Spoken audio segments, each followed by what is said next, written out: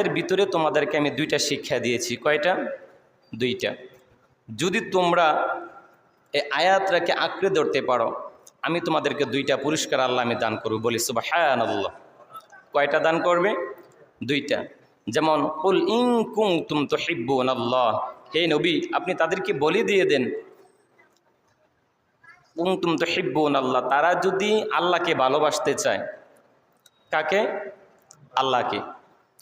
তুহিব্বুনাল্লাহ ফাত্তাবিউনি, তারা যেন সর্বপ্রথম আমার হাবিবের অনুগত করে। বলে সুবহানাল্লাহ। তাহলে কার অনুগত করতে হবে? আল্লাহর হাবিবের।